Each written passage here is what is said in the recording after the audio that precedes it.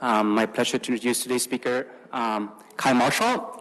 Kyle did his undergraduate studies here in Colorado Springs, and then went on to do medical school at the University of St. George's on a very beautiful island in the Caribbean called Grenada. And I just told him that's probably the place where you really want to do medical school.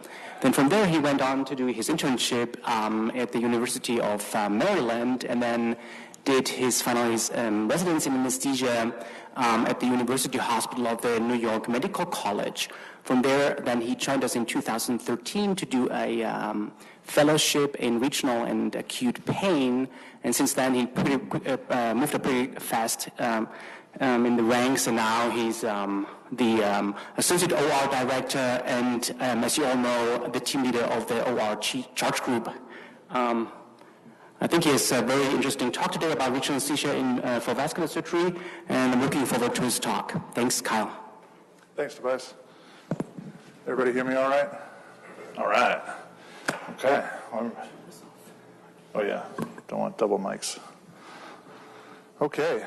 Well, I think last time I stood up here was about 5 years ago when I was a fellow and doing my first grand rounds and sweating bullets, hoping maybe I could get a job here. So that worked out all right. All right. So basically today is going to be regional anesthesia for vascular surgery. It's important to mention that I'm still working on this talk. This is my talk for CRASH 2019. I mean, this talk will be pretty good, but that talk, it's going to be a good one. So whatever it costs to attend that conference, I'd pony up the dough.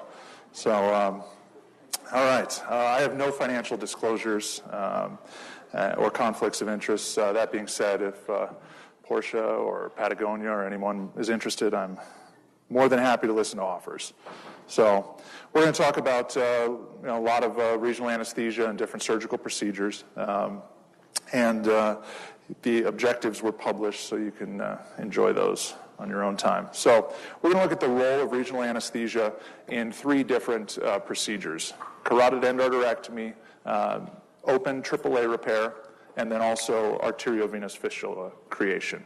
And we're just going to kind of dive deep into each of these. So vascular surgery. I think we've all met some real characters in the ORs over the years. Vascular surgeons tend to have a bit of a difficult rep, whether it's earned or not. Their patients are super sick. Their cases are bloody. They're roller coasters that are often fraught with poor outcomes. And anybody know why they put nails in coffins? To keep the vascular surgeons out. How do you pick the vascular surgeon out at a funeral? Yeah? They're the ones doing the chest compressions. All right. So we give them a hard time. They're vascular surgeons because they deal with vascular paths. So we tend to hold that against them a little bit. We look at them like, oh, this guy, I can't do another one of his cases. When it's really his patients, and the case is quite difficult oftentimes. Anyway, where I trained down in the Caribbean for medical school, a lot of my friends and I, we became anesthesiologists.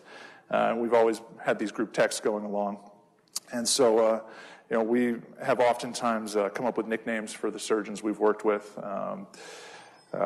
One of my favorite CT surgeons who was not talented, we called him Thumbs. And believe me, Thumbs was the last person you want sewing a aortic valve. We had an orthotrauma guy we called Brick, and a super jockey joint guy we called Cement. All simple, but they get the point across, and they give you the idea. So, if you'd like to share any, I'm more than open for ones for CRASH.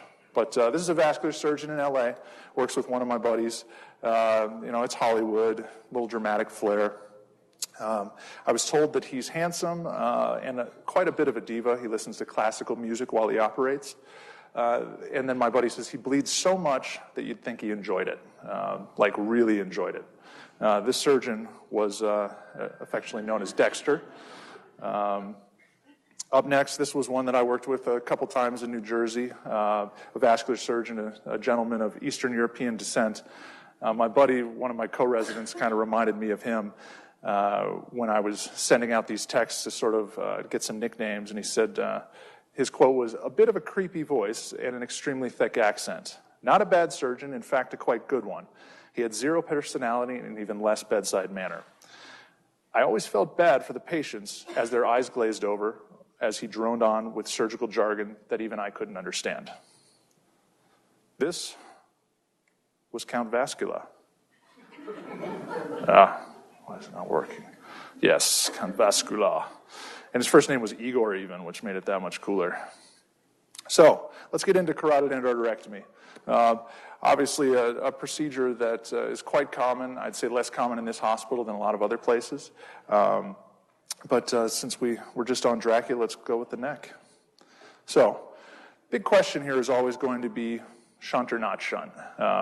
If this is a unilateral high-grade stenosis, there's a good chance that there's considerable collateral blood flow already. There's 2 points of view on this topic. Some surgeons, they just shunt everybody.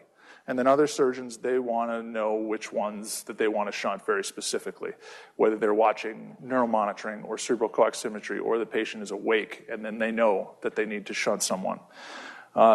Shunts are not without risk. They can cause thromboembolic issues. They can also cause damage to the blood vessel, which can cause thrombus to form postoperatively. So this is why they will look very closely into this. So there are multiple ways to do an anesthetic for a carotid endarterectomy. You can do a straight regional approach, which would be superficial cervical plexus plus or minus the deep cervical plexus. There's also some talk in the regional literature about an intermediate cervical plexus. A lot of people do this with just straight surgical infiltration and an anesthesiologist standing there trying to control hemodynamics. And then, of course, there's the good old endotracheal tube, which is the typical way we do them here at university. So for those of you who haven't seen it, you're probably thinking, awake carotid, who would want to do that? And for me in training, it was the surgeons that wanted to do that, where they had trained, this is what they had learned, and then they became very comfortable with this. I probably did about 20 of these in residency with the patient wide awake. Now, if you had a carotid endarterectomy at my particular training center, that meant you had a high-grade bilateral stenosis. You had symptomatic carotid stenosis. You probably had multiple TIAs at this point. And how many people have done an awake carotid in here? Okay, all right. Decent number, I like it. So if you ask any of the people that have done them, there are a lot of drawbacks to the procedure, but there's one huge advantage. The drawbacks, you got to keep a patient who's probably 75 or 80 years old in the same position, head back like this, arms tucked, no moving for 2 to 3 hours. I couldn't do that. And not only that, you've got lights baking down on your neck, super hot, impermeable drapes over the head, and you're supposed to, when you're the anesthesia provider, you sit and go, "Hey, Earl, how you doing, buddy? Hey, Earl, can you count to 10 for me? Good. Good. What does your granddaughter do? Oh, that's great." And it's really a lot of talking and trying to keep them calm while also just making sure that they're doing okay during the surgery. So your anesthetic is essentially, it's okay anesthesia, the lightest of max. And then, of course, squeeze the rubber ducky, squeeze the rubber ducky. That's what we always had at ours. It was the tucked arm and the fist had the rubber ducky, and then you squeezed it just so that everybody knew that you were still awake and that you could still move your hand. So the big advantage that I mentioned, well, that is live neuromonitoring. You could sit there and talk to them, and when they did their test clamp of the carotid artery, and you said, "Hey, count back from 10 to 1, they'd go 10, 9. As soon as you took the clamp off, and they'd be like, "Oh, that was weird." And they're like, "Yeah, that was weird. Let's get a shunt." So there was no hoping that the cerebral coaximeter is still on under the drapes. There was no hoping that the neuromonitor wasn't sleeping in the lounge, Dr. Janik. And there was no fingers crossed wake up. You knew immediately whether the patient was doing okay or not. So it was basically a lot of hand holding, a lot of train tracks, and then you were done. So the gospel on carotid endarterectomy has always been that GA is equal to local anesthetic from a safety standpoint. So where did this come from? You know, regionalists, they will all say, oh, it's far superior to do it under local. And non-regionalists like, ET tube and A-line are fine.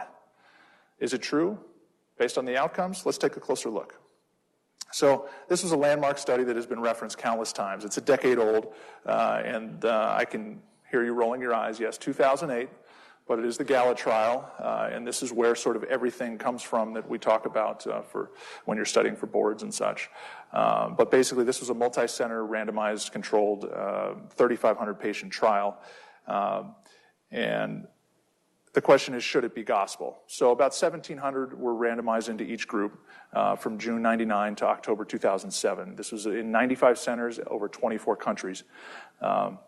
Primary outcome were stroke, myocardial infarction, and death. And then in the two different groups, GA, out of those 1,784 experienced a primary outcome in the first 30 days, and under local anesthetic, 80 experienced it in the first 30 days. So the issues with this study, for most of the people who are critics of it, skeptics, they deem it underpowered because it's 3,500 patients over 95 different hospitals. And the GA, there's really no limits to what a GA is. There's gas anesthetics, there's TIVA anesthetics, there's nitrous combo mixes, straight opioid with nitrous. There's really just no definition. And the local anesthetic also had no limits. They list that 90% had a cervical plexus block, but there is no delineation of whether they had a deep and a superficial, or if this was placed by an anesthesiologist or a surgeon, or whether this was placed by a trainee. They just mentioned that it was done under cervical plexus block. So this has always been an issue with this, and the furthest that they followed was just stroke, MI, and death in the first 30 days. Just sort of background on this, 80% had smoking history, 70% were male, 70% hypertension, 35% coronary artery disease, 25% diabetics, 10% COPD, and then 9% contralateral carotid occlusion, which are about societal norms for having this procedure. That being said, if you work in some large university centers, all you see is contralateral carotid occlusion. So there is a high variance from hospital to hospital as far as what comes in. Now, the interesting thing is that 65% in this study were ASA2s. So there was a lot of talk that these were patients that were maybe not the unhealthiest. And so there's always been concern that it was biased towards general anesthesia doing better. But that's all, and me personally, I think if you have any sort of symptomatic carotid stenosis, I think that bumps you pretty safely into the ASA3 crowd right there. This is another issue potentially with the study, is their baseline surgical risk, which they sort of classified everybody into before randomization. And basically, this risk factor situation can kind of all go out the window because as the patients became higher risk, the morbidity and mortality did not increase. So that was one of the things they mentioned in their own study. That was a limiting factor and may have also been an issue with the randomization. So I like to do regional for these. I've done regional a couple times at the U for these. Both the ones that I've done were patients with high-grade bilateral stenosis. One was supposed to get both of his carotids done and have his CABG. He had his awake carotid and was like, I'm good. The other one was supposed to have his bilateral carotids. He had one carotid done, and he was also good as far as he was concerned. Not really sure what the follow-up was on either one. But there is considerable momentum in anesthesiology and vascular surgery to look deeper at this. There have been papers just in 2018 in vascular journals as well as anesthesia journals talking about, do we need to revisit GALA? Do we need to look more deeply into this? Now, GALA, the other issue since GALA is that neuromonitoring has gotten better. The cerebral clock symmetry has gotten better.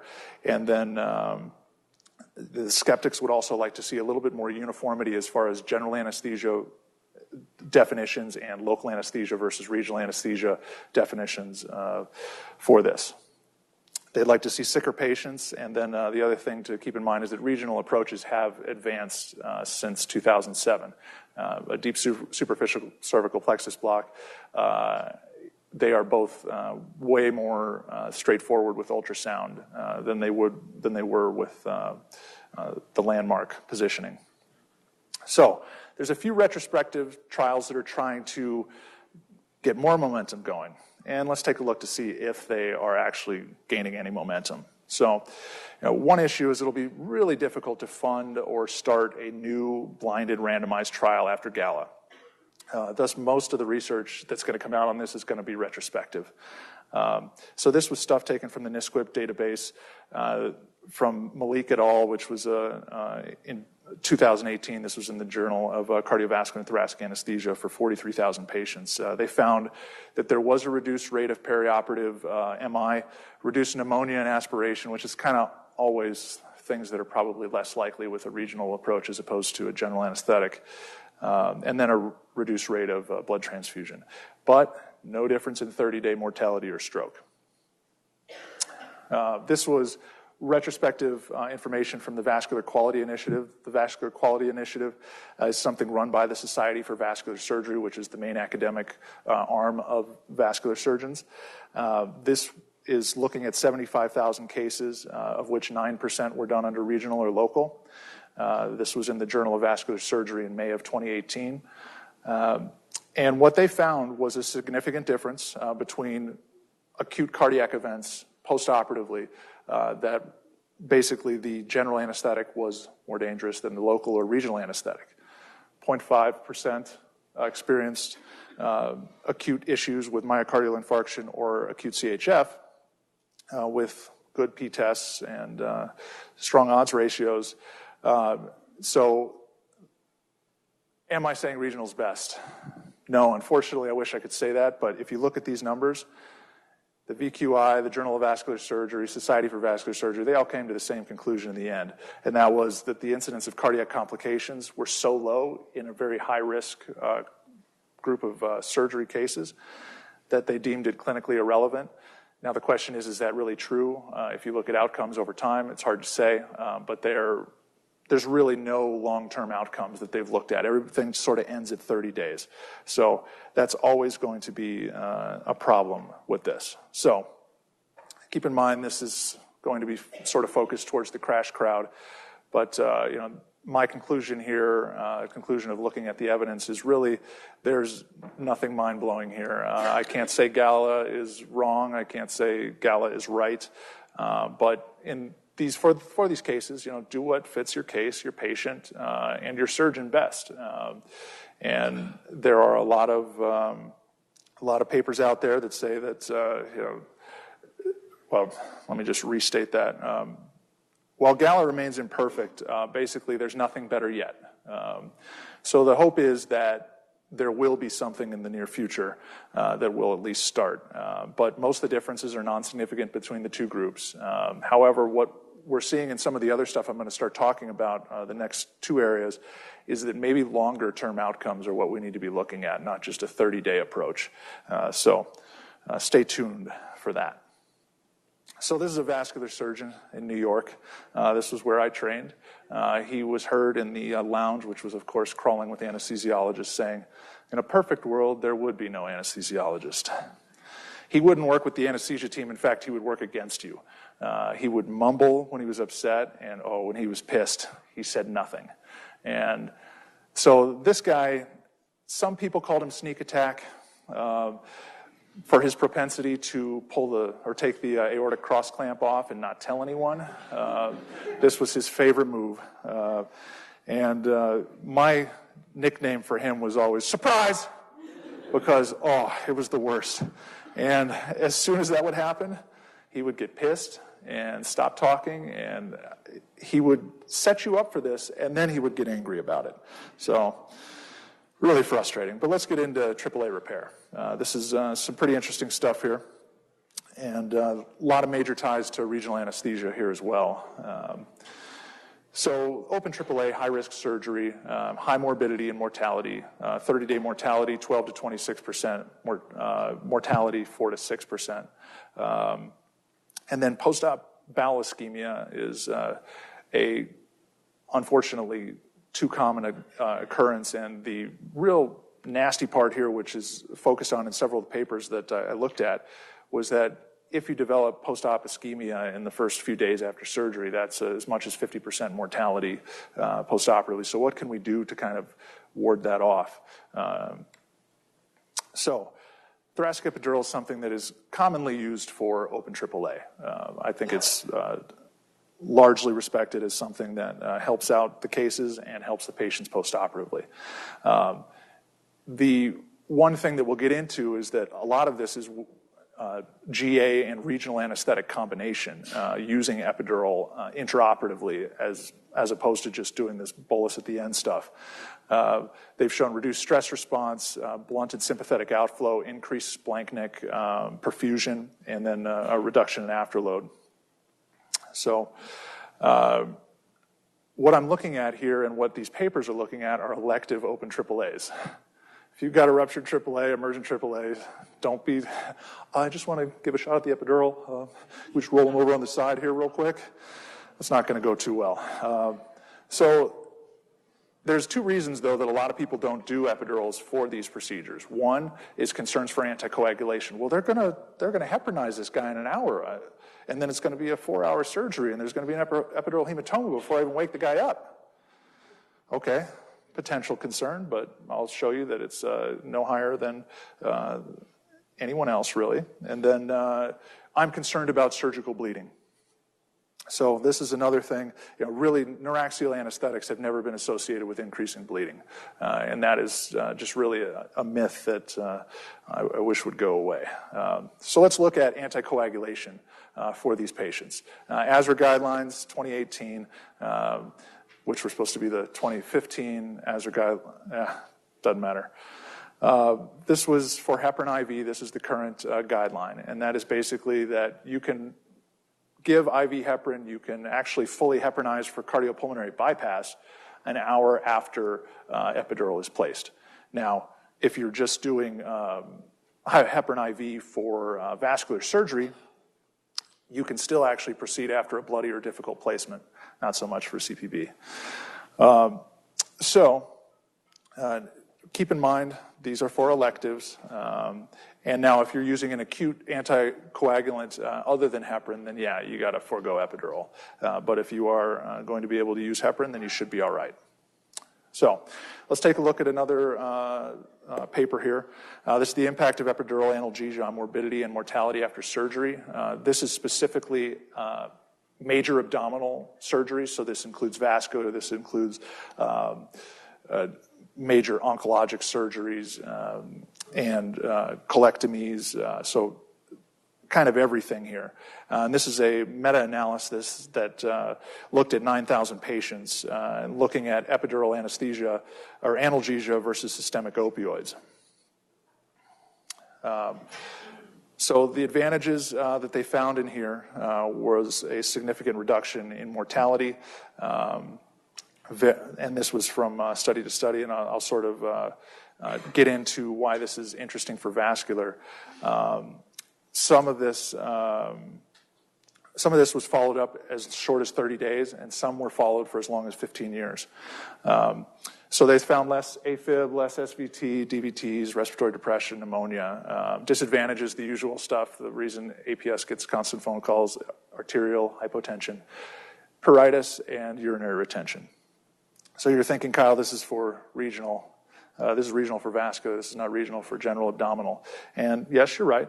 So what was interesting about this procedure for about this talk for vascular?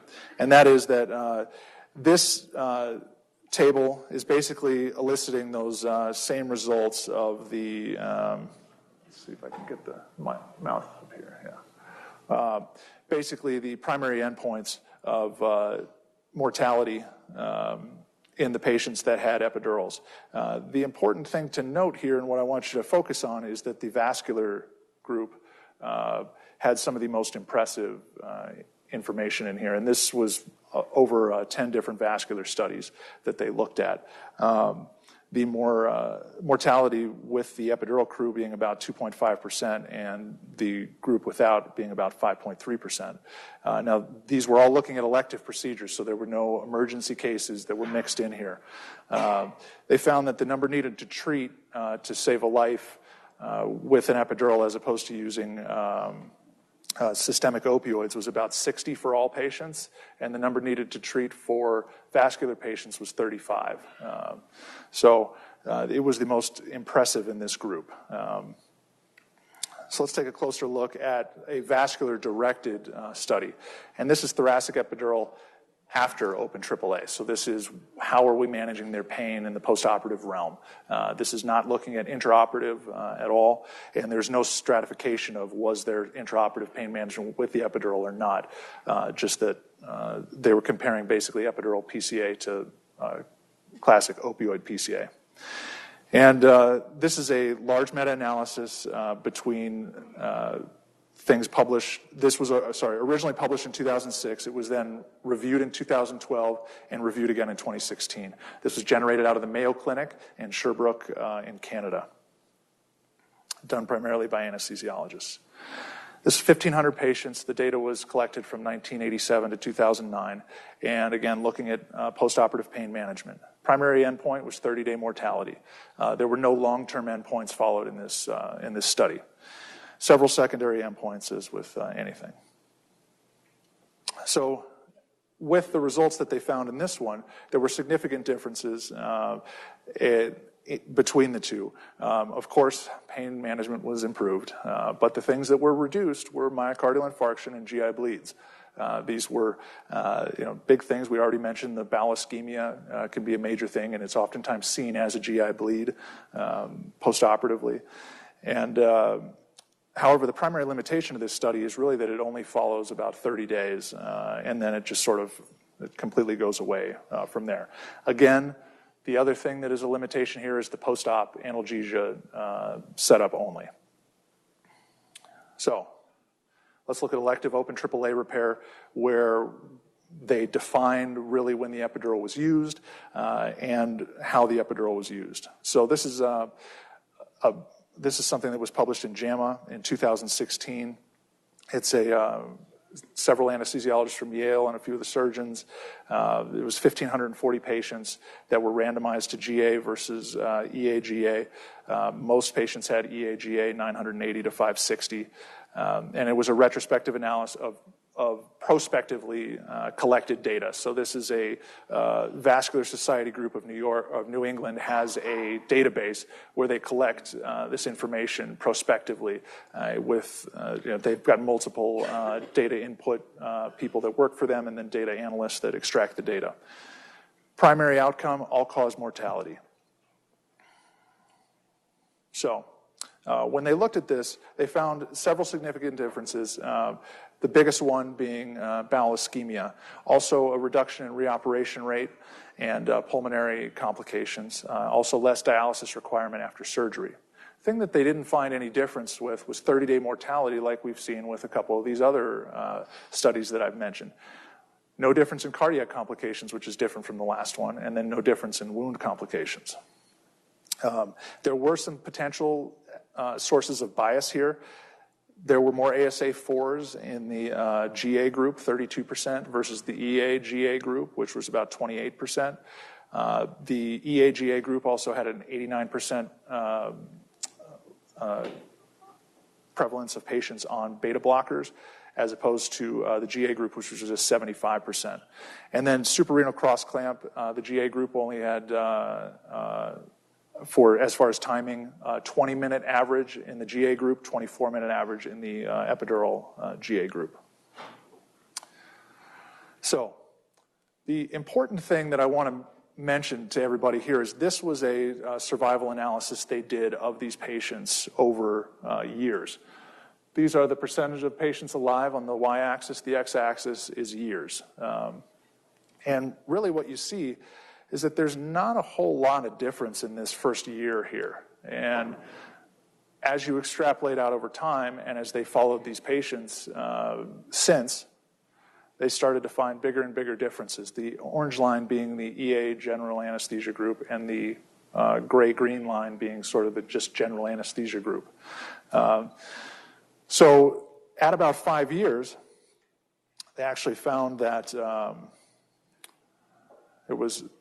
survival rates of GA were 65%, and the survival rates of the EA-GA group were about 74%, with a significance here. So with a lot of these vascular surgeries and with a lot of these studies, what they're realizing is that really, and with everything, is further outcomes and longer outcomes, maybe you'll give us a better feel for what we should be doing.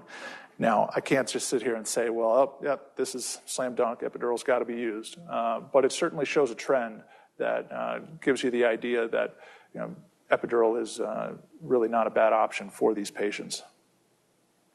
So keep in mind this was in the JAMA surgery. These were some of the conclusions that they came up to at the end of their study, and that this was, there was a significant long-term survival benefit when adding epidural analgesia to general anesthesia for elective open AAA. This survival benefit is possibly due to significantly reduced rates of immediate postoperative complications, things like less bowel ischemia, less pulmonary complications. And they go on to say, this was their last sentence, epidural analgesia is, in addition to GA, should be strongly considered in suitable patients undergoing elective AAA repair. Again, this is surgeons saying this, so that's good. All right. Surgeon in Boston. This was Dr. Schopp. This is what one of my buddies told me. He trained in the Harvard system. Said, he didn't do bypasses. He didn't do endarterectomies. In fact, I don't remember him doing anything else. Their joke was, what do you call a Dr. Schopp patient with 2 legs? Pre-op. His OR was the chop shop. So let's get on to arteriovenous fistula creation. This is going to be AV fistula versus tunneled catheters. So AV fistula is widely known to be the vascular access for long-term hemodialysis. This is the best option. There's a 6 times reduction in sepsis, lower all-cause cardiovascular mortality, and then lower failure rates than catheters or grafts. However, the failure rate is still quite high of AV fistulas. Primary failure is defined as an AV fistula that never makes it to hemodialysis or doesn't last greater than 3 months of dialysis. And the U.S. Renal Data System, which is a government collaborative, for post-op data in 2013, they said that 36% of AV fistulas placed failed to be used following placement. And those that were used, they weren't able to be used till about 135 days afterwards. So looking at greater than 4 months. So in those times, they're all having to be temporized with something else. So let's take a look at why that might be. So the anesthesiologist's view, we do these cases all the time, is these are sick patients with multiple issues. They're sensitive to fluids, and they don't clear the medications the same way that everybody else does, so it alters your plan, which, it's all kind of basic stuff, but it still can be frustrating. And then, of course, there's always the concern of what their potassium is. Here, at the U, we block pretty much all primary arteriovenous fistula creations, a lot of secondary ones, unless they're way up in the axilla, but even then, we oftentimes will do blocks for them. And then, of course, some of the explorations and revisions. And then this is going to be a MAC plus block or a GA plus block. So when I'm working with the residents, I like to always ask them, and before we do some of these blocks, and say, hey, why do we block these patients? Why do the surgeons demand that we block these patients? And the usual answers I get are, well, postoperative pain. Next would be, well, less opioids. The patient, you got to worry about them not breathing after surgery. Well, this is a sick patient. And then, well, we want to avoid general anesthesia in this sick patient. So then I switch gears on them and I say, what do surgeons care least about?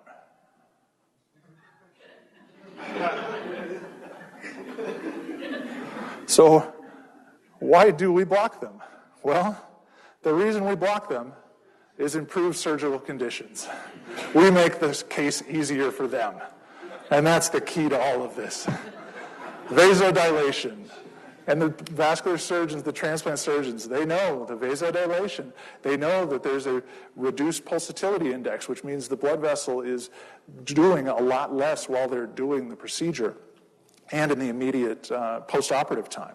And what surgeon doesn't love great success and being loved by their patients and adored by everyone? So,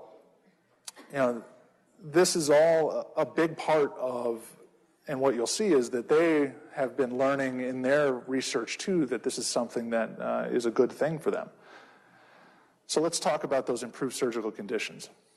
This is a small but simple study that was done in Italy by Lamonte et al., but it's been referenced in a lot of these AV fistula talks or papers. And it's a randomized controlled trial, 40 patients with similar comorbidity profiles. 20 of them were randomized into a nerve stimulator approach, axillary nerve block with 0.06% ropivacaine, and then 20 patients with 2% lidocaine given by the surgeon. And they looked at the pulsatility index, which is the difference between maximum pulsation and minimum pulsation in the radial artery after the block was done or after local infiltration was done. And basically, they found a 50% reduction in the pulsatility index with the regional approach as opposed to just about 9% reduction with the local infiltration. Now, the thing to mention here is that they did not find a significant difference between the pulsatility indexes between regional and infiltration, but they did find a difference in the pulsatility index ratio that was very significant. Now, the eye test on this would say significance when you say that the pulsatility index was reduced by 50%, which the lower the pulsatility index, the higher likelihood that your AV fistula is successful in the postoperative time.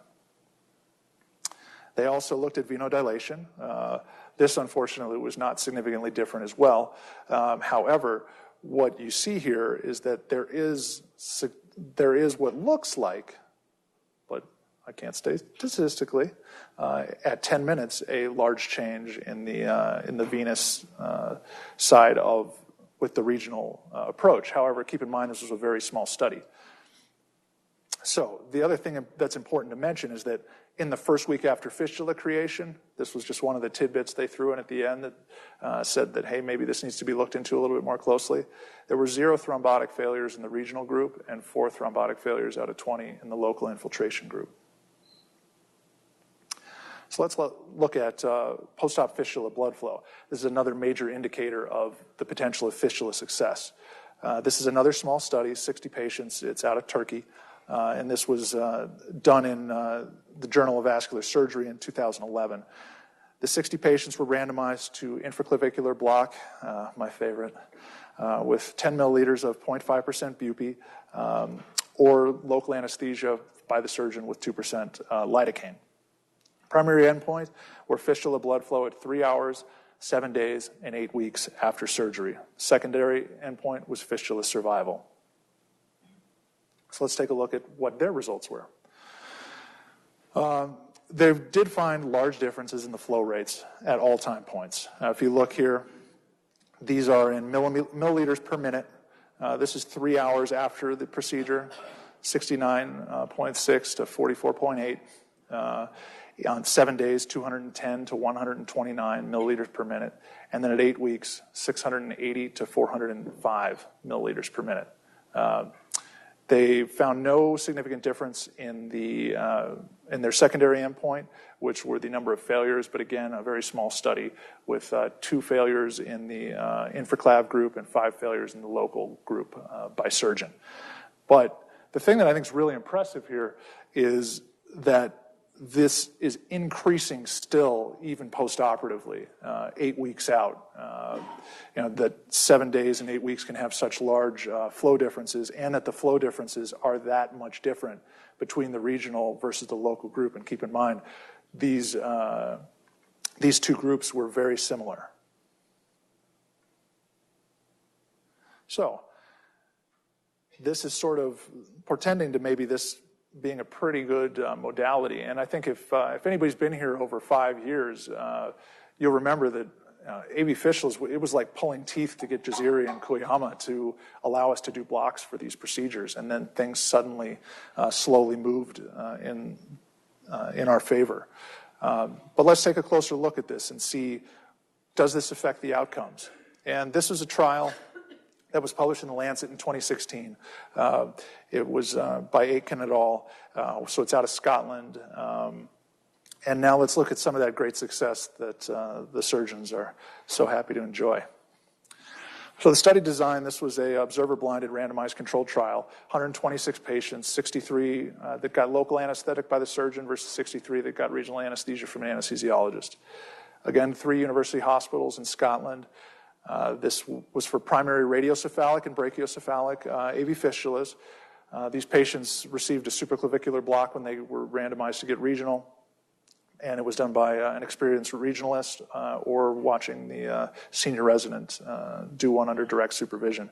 Primary endpoint, fistula patency at 3 months. Secondary endpoints, immediate patency at discharge, and then functional patency at 3 months. Functional patency meaning that it's got enough patency, it's got a good enough flow that they can actually use it for dialysis. So, as you can see here, the immediate patency numbers were considerably different between the regional anesthesia and local infiltration group, 92% to 73%. This changes over time, where primary patency at 3 months, so meaning it still has the potential to adapt into a usable AV fistula. Regional anesthetic group was showing about 84% to about 62%. Now, where they weren't quite satisfied with the information was the functional patency at 3 months. So this showed 41% in the regional group, 29% in the local infiltration group. So not significantly different, and that was unfortunately their endpoint here. So you're probably wondering why I'm droning on if I have no great conclusion to share with you. And that's not exactly true. I'm not being entirely honest here, because at ASRA 2018, they released their information of their 1-year follow-up with these patients and functional patency. And this was pretty impressive, that the regional group had 81% functional patency to 56% patency for the local anesthetic group. These are some of the meta-analyses that have come out since, and not since ASRA 2018, but since they put out their study in Lancet in 16. And these were the conclusions of these meta-analyses that I don't want to get overly into, because they basically are looking at all the same studies that we've already looked at. But this was Cernovasut et al. And in 2017, this was in the European Journal of Vascular and Endovascular Surgery. And that is, the use of regional anesthesia is associated with lower AV failure rates when compared with local anesthesia in patients undergoing primary forearm AV fistula formation for dialysis. There's another meta-analysis here. This was from the Journal of Vascular Access, which is the main journal for dialysis, AV fistula creation. And that is, regional anesthesia is now the anesthetic technique of choice for fistula construction, after solid proof by a randomized controlled trial has unequivocally demonstrated that the beneficial effects of brachial plexus block are translated into improved outcomes in the clinical setting. This was Shemesh et al., again, in the Journal of Vascular Surgery, or Vascular Access. And Dr. Shemesh is a surgeon. So we've even got surgeons saying that this is the way that the anesthetic should be done. So this is somebody that you may or may not remember in your time here. And if you've been here greater than 5 years, you would know him. But basically, you cross-matched everyone for this case, for his cases. There were no exceptions. There was blood on the floor. There was blood on the lights. There was blood on you. There was blood on the resident. He wore OB boots to the OR for AV fistulas. And scary part is he thought he was pretty good. And I will say he was a lot better vascular surgeon than I am. Koyama and Jaziri, they were DeBakey in comparison. This was crime scene. I think everybody who's been here a little while might remember him. So, While this day we will probably never see, keep in mind vascular surgeons are managing some of the sickest patients in the hospital, thus so are we. So I think we tend to hold against them. Sometimes it's appropriate, sometimes it's not. They blame us, we blame them. It's the classic argument that goes along the blood-brain barrier. But I mean, obviously we're right. So thank you.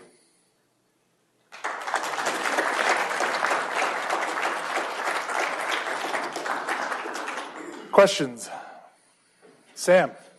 The epidural versus general anesthesia in AAAs, did you run across any cost analyses between them? It seems like patients with increased postoperative complications would have potentially more healthcare utilization. There were actually cost analyses for that and also for the patients that received regional instead of general for carotids, and both of them did show significantly lower cost of hospitalization than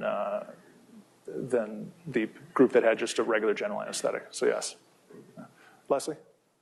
This is complete speculation, but particularly in something that is as straightforward as putting in this general.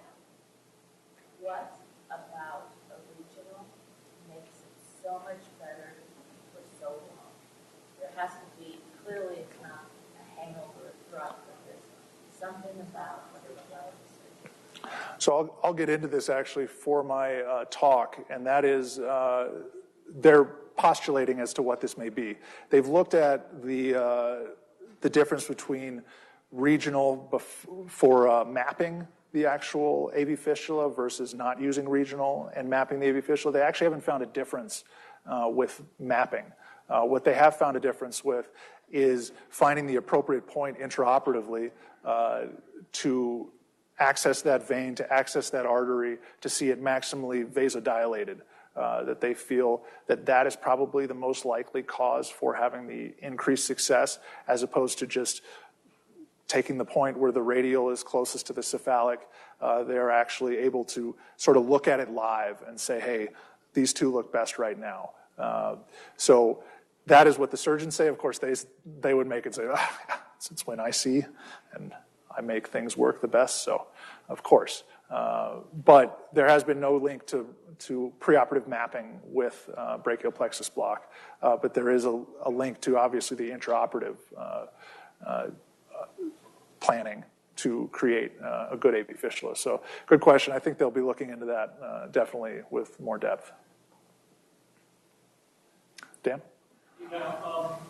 Given that, first of all, given that I missed most everything after no financial disclosures, I did wake up for two different slides. One was the Gala slide, the Gala study, and we were looking at the long-term outcomes from the AAAs, regional anesthesia. And when you looked at the studies, like the Gala study where they looked at carotid endarterectomy, they were looking at 30-day outcomes, mortality and stroke. Yep. They kind of glossed over one thing. A lot of people, this is kind of comment. One thing a lot of people gloss over is the fact that yes, there is a reduction in myocardial infarction, regional versus general. Everybody seems to gloss over that and say, yeah, but there's no change in stroke or mortality. Right. Well, I don't know about you, but I prefer not to live with an MI and consider that like scraping your knee. That's what I thought was funny about the Vascular Quality Initiative and the Society for Vascular Surgery saying that a statistically significant difference between myocardial infarction was suddenly not clinically relevant when it was almost 2 times higher risk of that. I would agree that post-op morbidity-wise, MI is about as bad as it gets, and certainly complicates your chances of getting out of the hospital. Did you come across, my real question is, did you come across any studies that looked at carotid endarterectomy, regional versus general, at the 5 and 8 year, 10 year point? There's really nothing that's coming out for that yet that has been very well validated. There's small retrospective studies, but I haven't been able to find anything yet. If anybody has anything, please pass it on. But that's something I'll be looking for additionally as I prepare for a crash from here. But no, nothing. Everything just sort of references Gala and says, this is what we got right now, and that there's nothing better coming yet. So hopefully there's something with higher outcomes. And that's what I was trying to get across with this talk, is that looking at this with sort of a longer view, especially in patients that are very fragile, that outcomes are very, long-term outcomes are very important. Fareed? Were there any studies about bypasses of the surgical outcomes? There were studies. I couldn't find anything that I thought was like super regionally focused. We did all our FemPops where I trained under regional. We did lumbar plexus and sciatic blocks on those patients and kept them wide awake for 6-7 hours while they did them. One of my concerns with taking that sort of stuff to crash was I couldn't find anything that was really a strong study to sort of latch on to, and a lot of people don't do those blocks anymore. You can also do like a long tetracane spinal or a CSE or something like that, but I haven't found anything that I was truly impressed with that was relatively new. A lot of the stuff was pretty old and based off of kind of older blocks, but I'm still sort of researching that area. All right, thank you all, appreciate it.